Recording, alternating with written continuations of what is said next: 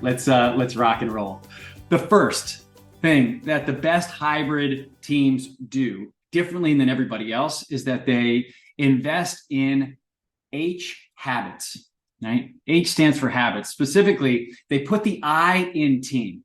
They put the I in team. Now, what the heck does that mean? Well, what I've discovered in my work, and I am very much a data-driven coach, what I've discovered in my work is that there is a huge opportunity to change the way we think about team performance.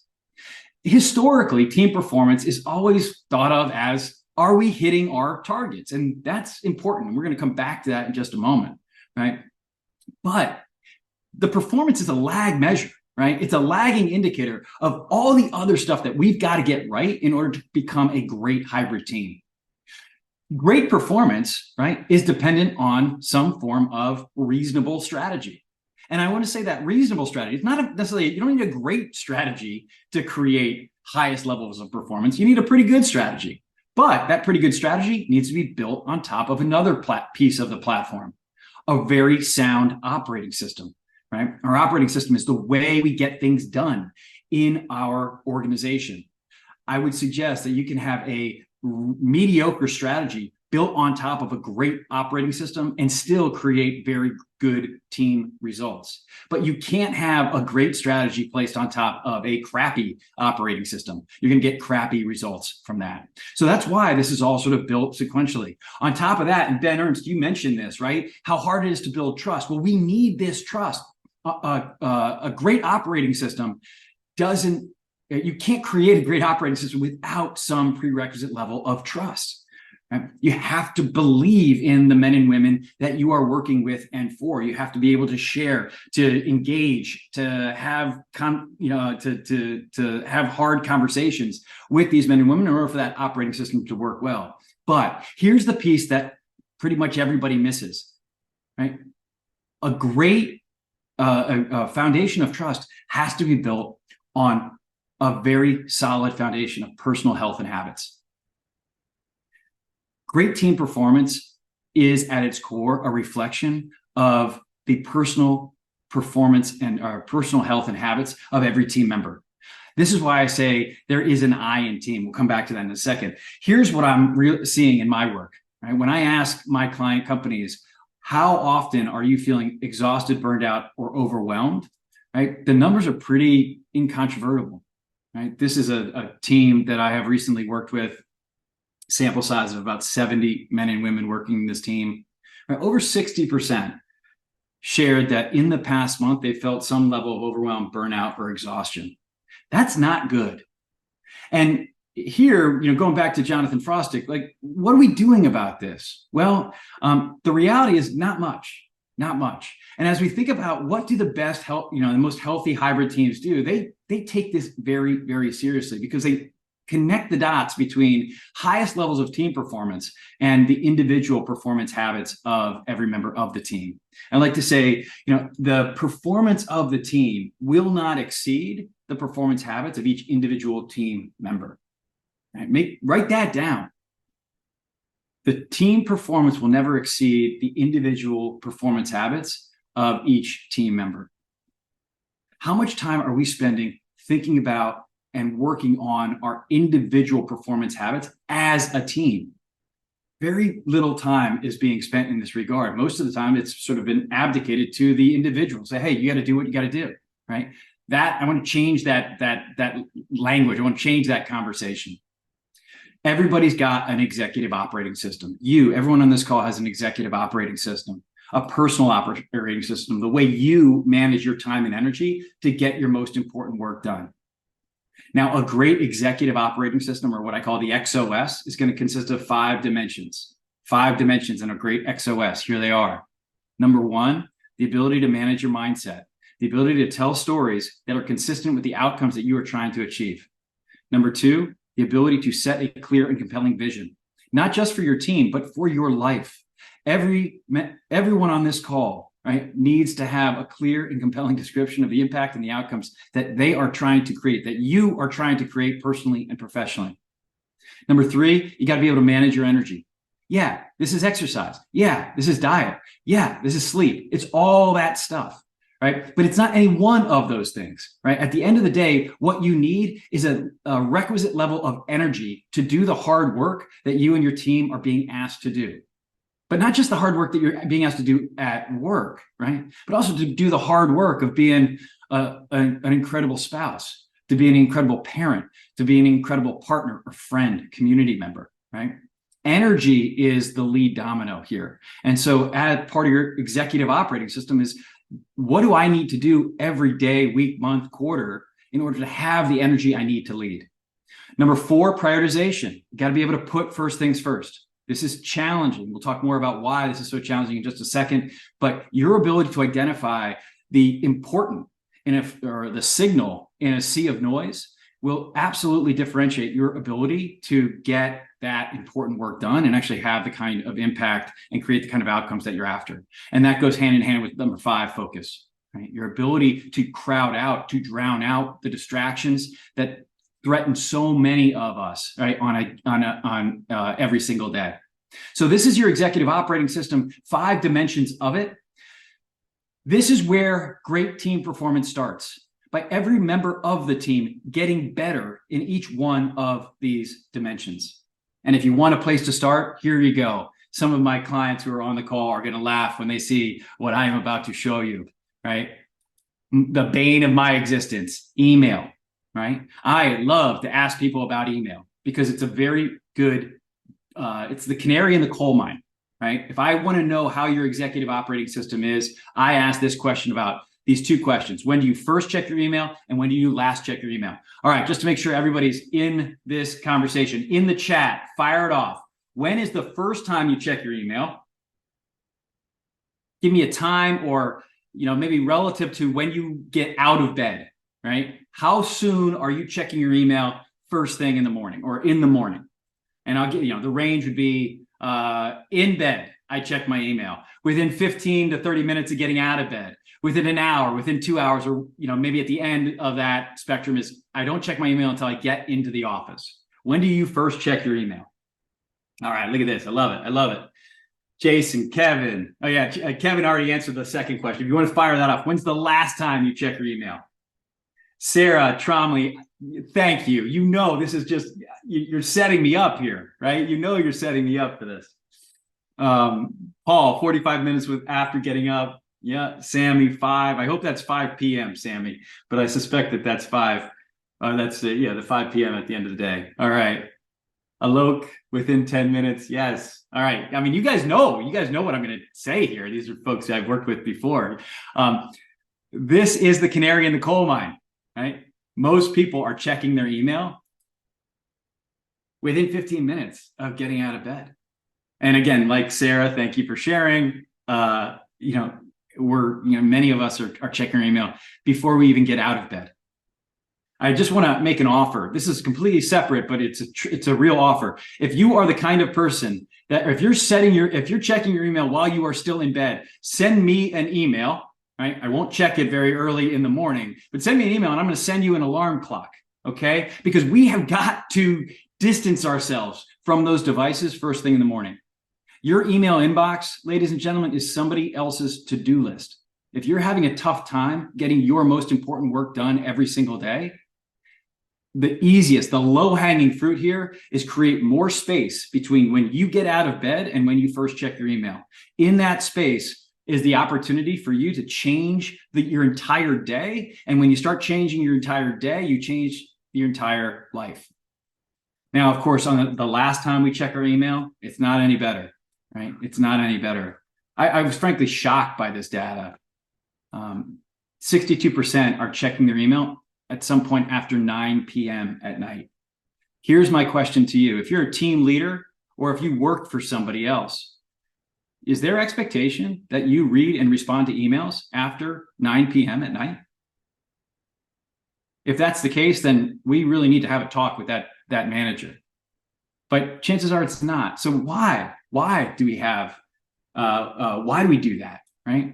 I'm not quite sure, but this is what I refer to as your executive operating system. This, I'm afraid, is your responsibility. There is no company culture initiative. There's no employee engagement initiative. There's no workplace benefit. There's no 401k match that can overcompensate for bad personal performance habits like this, right? This is on us. And that's why the first thing that the healthiest, highest performing teams do is that they remind one another that there is an I in team.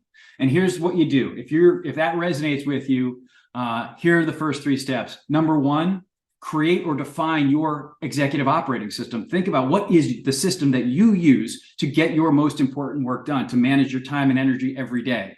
What is that system, right? Chances are you have one, you just perhaps haven't thought about it.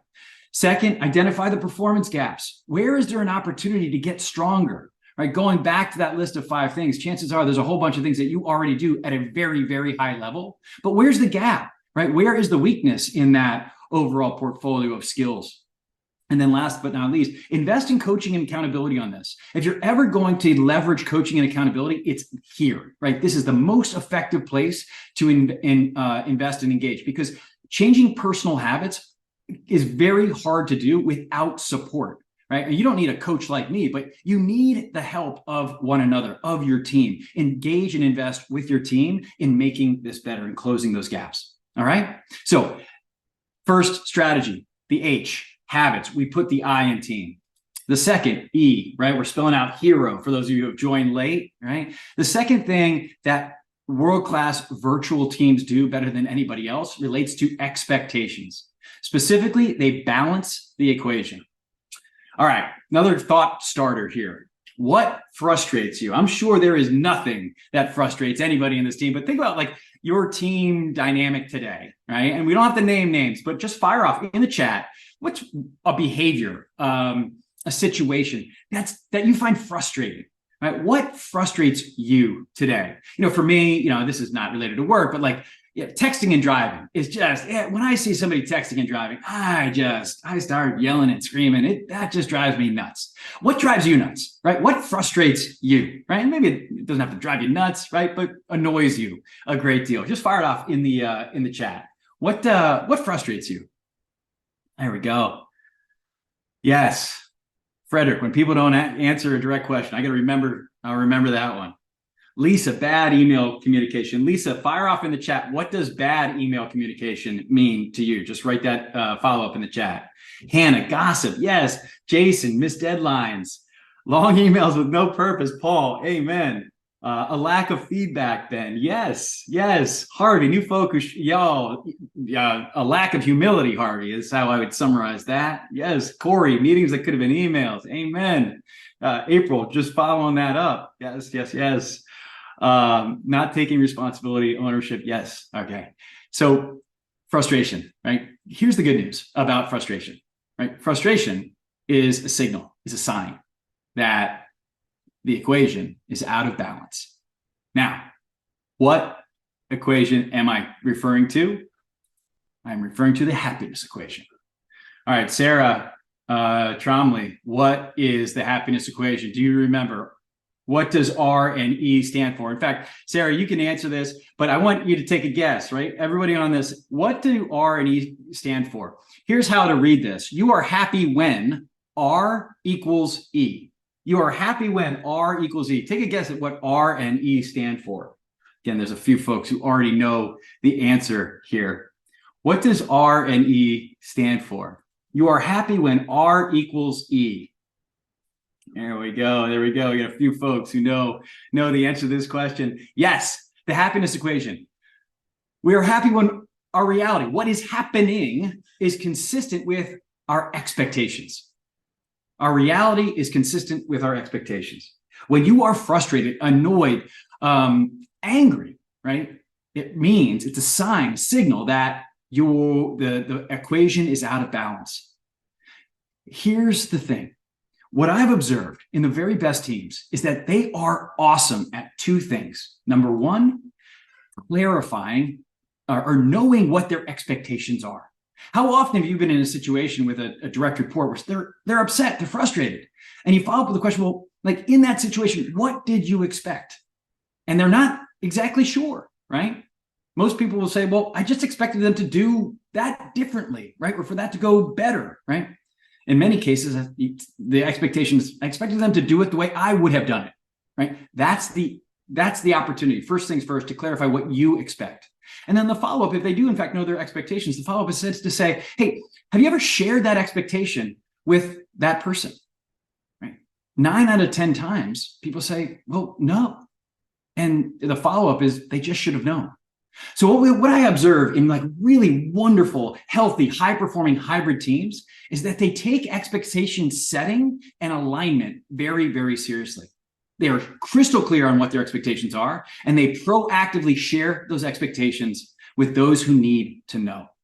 Now, here's my little joke, right? This works in healthy hybrid teams. This is also the secret to great romantic relationships, right? And, marriages and all the like. So I call this the Post-it note takeaway, R equals E. Put it on a Post-it note, put it on your computer, and remember that whenever you find frustration, anger, disagreement, misalignment, right, chances are the equation is out of balance. So how do we do it? What do we do with that? There's 3 steps to balancing the equation. The first thing first, identify areas of confusion. Right now, I know within your hybrid team, unless you are at a 10, right, on that scale of 1 to 10, there are areas of confusion where people are behaving in a manner that is inconsistent with your expectation. We need to identify what those areas of confusion are. The second thing we do is clarify and share our expectations, right, with respect to those areas of confusion. 2 things that I like to talk about in my client work. Number 1 is, when do we work? What are our work hours, right? Everyone gets that a hybrid environment allows you to work whenever, right, from wherever. But is there an agreed upon time when we are all working at the same time, right? Maybe not, right? But identifying and clarifying expectations around work hours is one area of confusion that I would encourage you to consider. Number 2 is email or e-communication expectations. When I send an email, or when you send an email, I should say, when do you expect a response? How quickly do you expect a response? E-communication and e-communication expectations often go under the radar. And yet, when I talk to people, and I think it was Lisa, you mentioned about bad email communication, right? When I talk to folks, I regularly run into frustration related to someone either not getting back to me fast enough, or someone being completely preoccupied with their email inbox and actually responding to me too fast, right? I worry that he or she is not getting any real work done because all they're doing every single day is reading and responding to email. Finally, once we've identified these areas, finding the common ground, right? Chances are there's a difference in opinion in terms of what people expect. Expect the difference of opinion. Your challenge as a leader and a member of one of these healthy, high-performing hybrid teams is to find that common ground, find the overlap. All right. So that is number 2. Step 2E, the expectations. Number 3, R. Right. We're spelling out heroes here. R. R stands for relationships. Sort of goes without saying. We talked about it. A few folks had mentioned this in their in the chat here, like the challenge of connection, creating connection. Well, I want to take relationships in a slightly different way as it relates to healthy hybrid teams. I want to encourage you to embrace radical responsibility.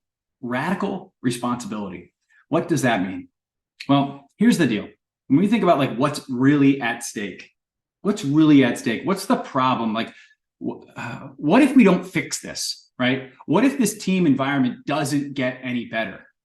Well, the long story short is people are going to leave. And you may say, well, we could afford to lose some people, but most of the men and women on this team are leaders who have hired these men and women onto the team for a specific purpose. But here's the cold water. According to a very recent Gallup survey, 50% of your employees are open to doing something else, somewhere else. 50%. This data should terrify you. This is what's at stake. Yeah, there's people perhaps on your team that are kind of mailing it in, that are underperforming, that aren't, exceeding their expectations. And we can work with them. But I'm more worried about those stars who are terrific and are creating massive value in the organization that might just one day call me up and say, hey, thank you so much for the opportunity. I've learned so much from you. I'm taking my skills like LeBron somewhere else. This is what's at stake. We need to change the nature of the relationship between manager and employee. And I want to just give a real hat tip to Reid Hoffman, who about 5 years ago nailed this in a book called The Alliance. I remember reading this and just thinking, this is spot on. But the reality was this book did not get a ton of attention because it was ahead of its time. Here's how it was ahead of its time. Here's how Hoffman describes this, the challenge facing organizations. This was back in 2017. And tell me if any of this rings true. The issue as he describes it, companies are no longer offering lifetime employment, right? That was when the traditional employee pension went away. It's no longer a guarantee that if you work, say yes to me today, we're going to support you and your family for the next 30, 40 years, right? Because of that, every employee today is effectively a free agent, right? Has the ability and perhaps wherewithal to go and do whatever they want to do. Because of that, now we've changed the economics of investing in employees and employee development. We may be reluctant to invest because we're not sure if they're going to stay, right? We know that 50% might just leave tomorrow. And as a result of that, trust suffers. Key people leave, and long-term strategic planning and execution is undermined by turnover and capability loss. Does this ring true? Right? Just in the chat, just give me a thumbs up if this resonates with you, if this makes sense, makes as much sense to you as it does to me. We live in a free agent nation, for better or worse. And because of that, not talking radically about what everyone is expecting does both employer and manager a disservice. The companies that are going to win, the companies that are winning, are ones that are fostering these, what Hoffman describes as open, honest, symbiotic relationships between employee and employer. I call it radical responsibility. Radical responsibility for your career path at the employee level, radical responsibility for your engagement, for your happiness and well-being at the individual employee level, and radical responsibility on behalf of the manager to serve and support that individual employee as he or she is trying to create better outcomes for her and her family. Radical responsibility on both the manager and employee perspective. If we're going to do this, we need to understand what holds us back. Think about your team today. What gets in the way of men and women showing up every day, working longer and harder than they're being paid for? What's holding team members back from higher levels of engagement, higher levels of performance? I want you to think about this. So if you got an idea or two, fire it off in the chat. If you had to, identify the root cause of employee disengagement, what's going on there? Why aren't more employees waking up, more members of your team waking up every day, energized and excited to do the work that they have to do? What's holding them back from from a higher level of personal and professional success? What's getting in the way? Why is that hard?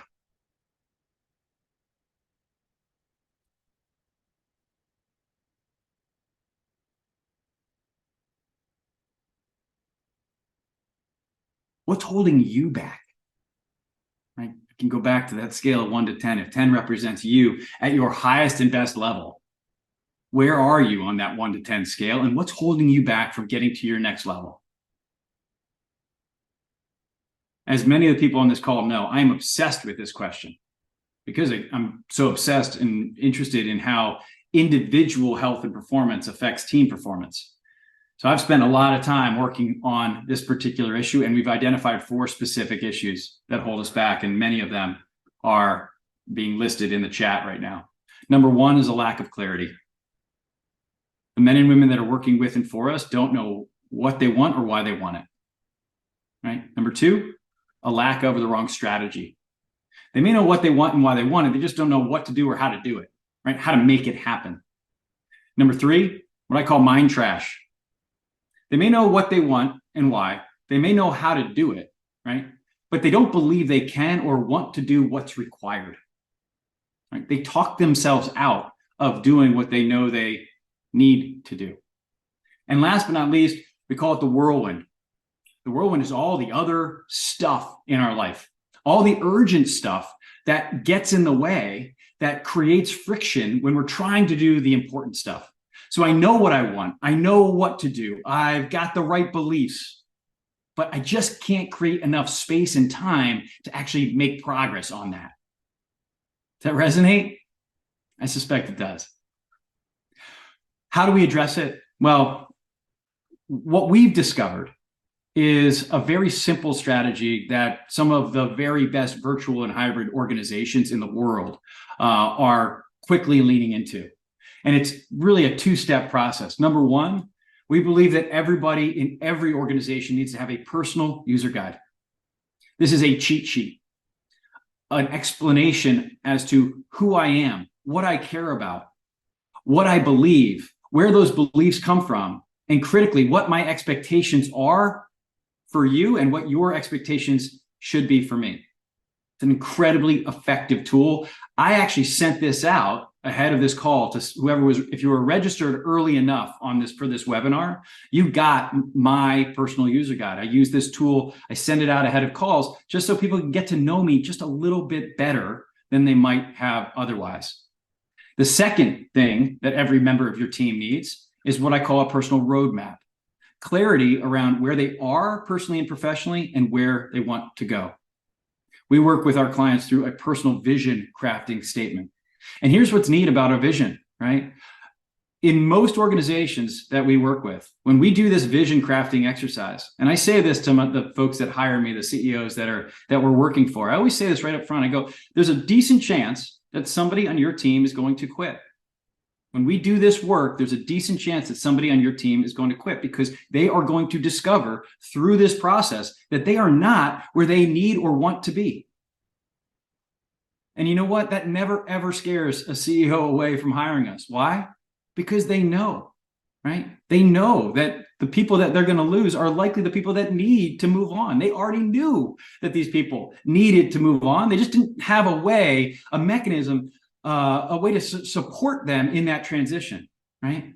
They had to wait till it got bad before they could have the hard conversation, instead of being able to sit, move their chair around the table, look at that vision and say, hey, it doesn't look like you can get there from here. So let's work together to create a new and different path for you.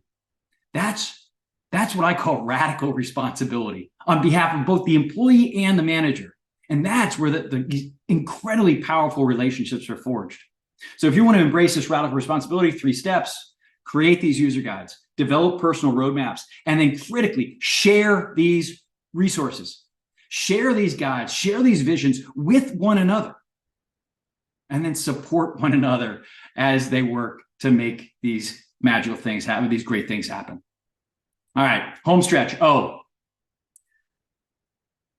best hybrid, the healthiest hybrid teams embrace outcomes. Specifically, they keep the main thing the main thing.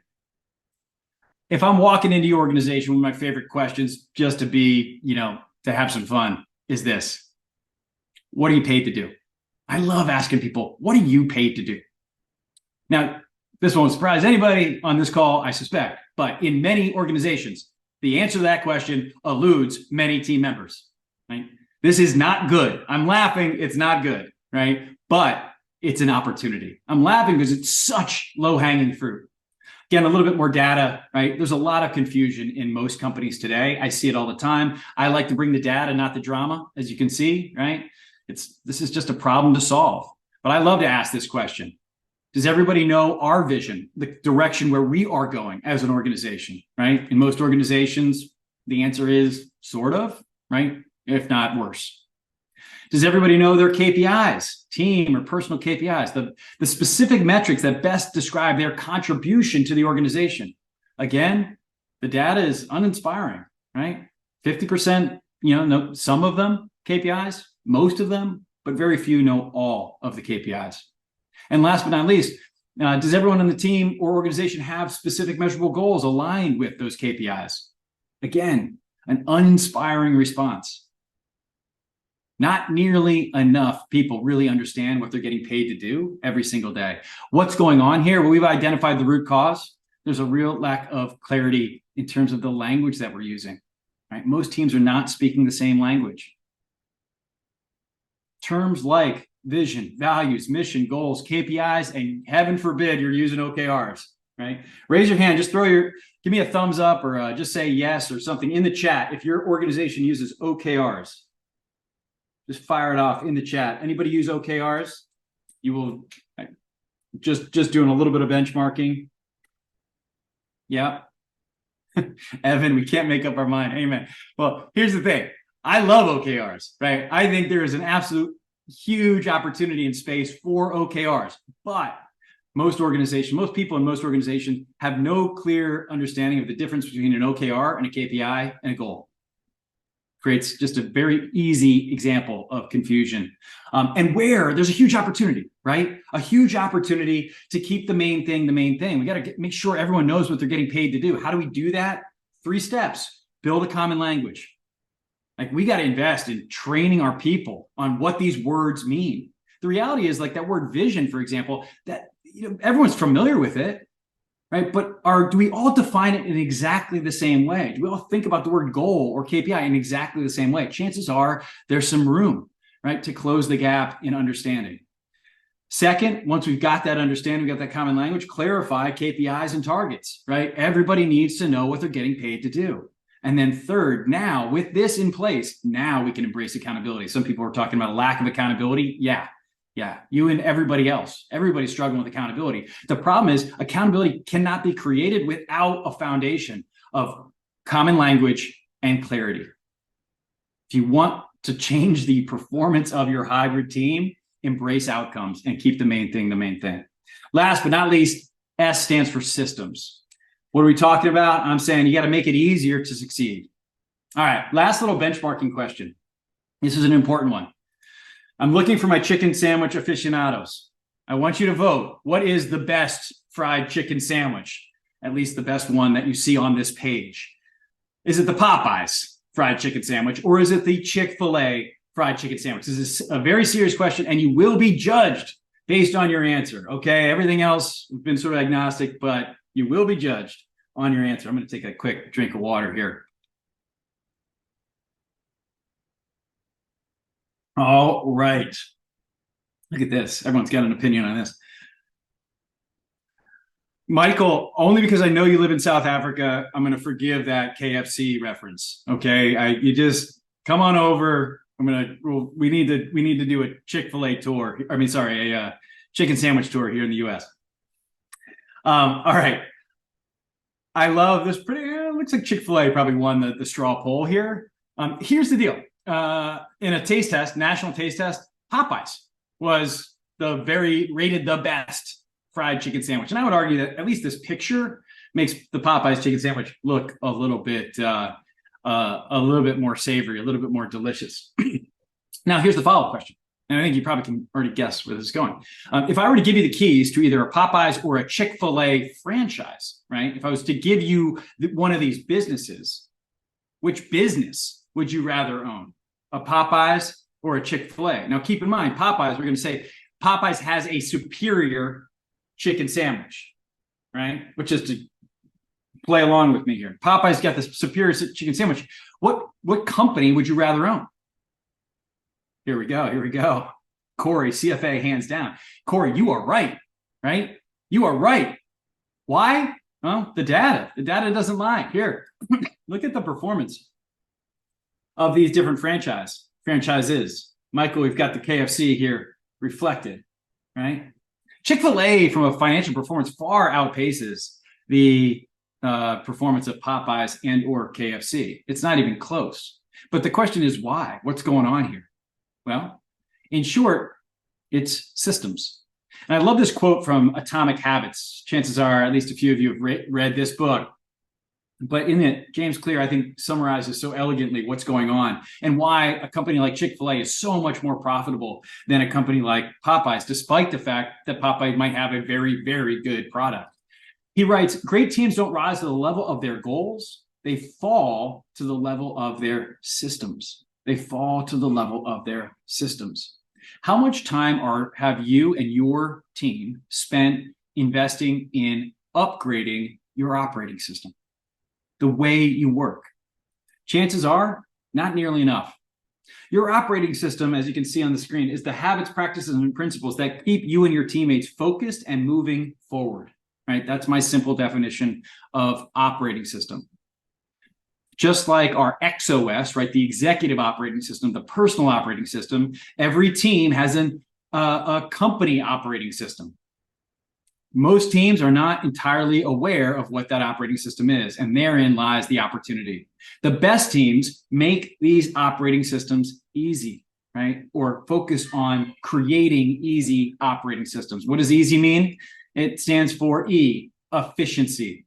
They try to reduce wasted time, energy, and resources and learn from experience.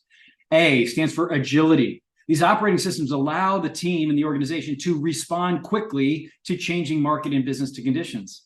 S stands for simplicity. Simplicity, it means creating a structure and discipline, consistency that make it easy to succeed. And last but not least, independence. And this is an important one as it relates to hybrid teams. These operating systems empower individuals. They empower the front line to make decisions that will create better products or better customer outcomes or experiences, right? They enable the great decision-making to take place at all levels of the organization, not just at the very top. Now, an easy operating system for hybrid teams typically is going to have 6 components. I'm just going to click through them. It doesn't matter exactly, don't worry so much about what these are. Yours may be a little bit different, but here's what I look for when I go into a benchmark a company's operating system. Do you have a vision? Do you have 90-day goals? Are you placing strategic bets? This is where I like to use OKRs. Is there some form of weekly accountability? Have you built in team and one-on-one coaching into the process? We have got to learn together, ladies and gentlemen, right? You can't throw people a hard challenge or task and say, go figure it out. Rarely does that work, right? We have got to invest in team and one-on-one coaching to accelerate the speed of learning and feedback in organizations. And last but not least, some form of in-person review and shared learning. And now how you do this is up to you, but I recommend at minimum, if you're in a hybrid environment, at minimum, you're getting together 3 times a year. At minimum, you're getting together 3 times a year, right?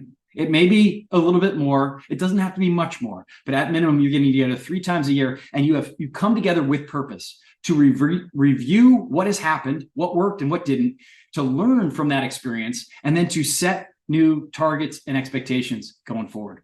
That's what the easy operating system looks like for hybrid teams. So 3 things to make it easier as we land this plane. Number 1, you got to identify your key systems, right? There are not all systems are created equal in your organization. Identify the key systems. Benchmark the performance of those systems. How well are they working today? How well do they work to get how easy is it to get our most important work done? And then, of course, make them better, make them easier. Focus on efficiency, agility, simplicity, and independence as very specific ways, levers you can pull to improve any operating system. All right, bringing it all back. 5 steps to becoming hybrid heroes, right? Forgive the acronym. I just thought it was kind of clever. My kids liked it too. H, right, stands for habits. We're going to put the I in team. E stands for expectations. Balance the equation. What equation am I talking about? I'm talking about the happiness equation, R equals E. Number 3, relationships. Embrace radical responsibility. 4, outcomes. Keep the main thing the main thing. Everyone needs to know what they're getting paid to do. And 5, systems. Make it easier to succeed. All right, so I want to encourage you to take whatever specific idea or key takeaway that you have and turn that into a very concrete action step. What's the first thing that you can do to turn this into some kind of lasting change? Maybe it's just simply scheduling a meeting with a colleague to talk about expectations. Maybe it's starting to generate a list of areas where those expectations need to be realigned. Right? Maybe it's doing an evaluation of your key systems, right? If the operating system concept resonated. But I want you to take that key takeaway. And right now, before you leave this call, I want you to write down one concrete, specific action item that you can take to move this idea forward, to take it and to turn it into lasting change. Now, if you want some help on this, this is what I do, right? This is the work that I've been doing for the last decade plus. If you want some help on this, here's the offer. Schedule a call with me. sandsleadership.com/hybrid. That will take you to my personal scheduling page, and you can book a call. 45 minutes. We'll put together the plan, right? I'm going to ask you a bunch of questions. We're going to go a little bit deeper in terms of what your key takeaways are and why these things are key takeaways. And then we're going to put together a much more concrete plan to embed these principles and practices in your organization.